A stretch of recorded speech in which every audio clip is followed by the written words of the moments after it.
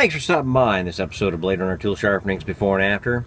A gentleman just dropped off this butcher's knife. Apparently his wife's grandfather was a butcher, handed down a bunch of butcher knives to her, and he brought a plethora of them by to have me clean them up and fix them up. Well, I really kind of like this one. I love the handle on there. It's got a really nice shape to it. I bet that thing's just going to pop right out of there when I get it all cleaned up and polished up and oiled up. And of course we'll clean out the sides. We got a little bit of work to do here. Wing.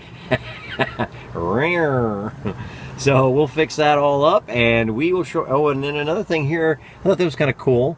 It looks to me like he put these notches in. He said that he was like myself, had a digit missing from one of his hands. He thinks maybe that might have been why. It seems to me like it's sort of a non-slip little bumpers that they put in there. So we'll fix that all up and we'll show you our results when we return.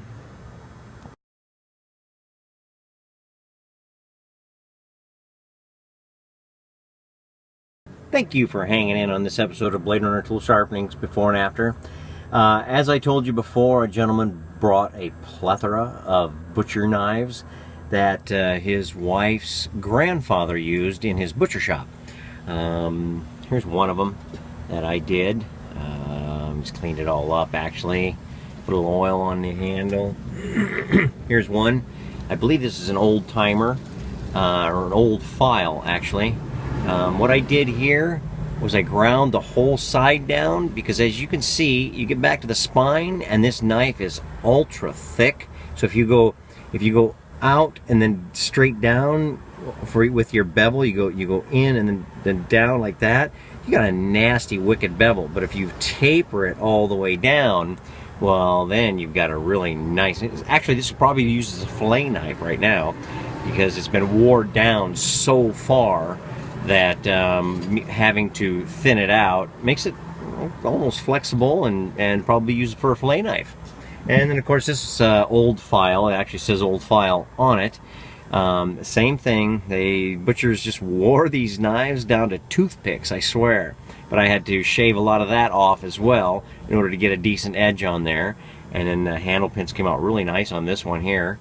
And of course the coup de grace, the butcher knife that I showed you earlier, I finished that up. I was able to straighten that out as best as I could. Now what I do when I do that is, as you saw earlier, this had a little bit of a U shape to it.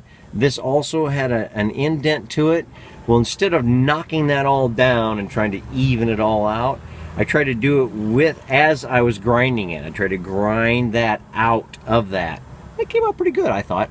Nice, really nice point on there. Got that little loop-de-loop out of there. Got that little loop-de-loop out of there and straightened everything out, smoothed it all out. Handle came out beautiful as I thought it would. Those pins just pop right out of there. I maintained this little finger grip. That's what I'm calling it anyway. And that is what makes the world go round here. Bladerunner Tool Sharpenings Before and After. Hope you enjoyed the video. Hey, give us a like on Facebook and subscribe to our YouTube channel. And remember, with Bladerunner, there's never a dull moment.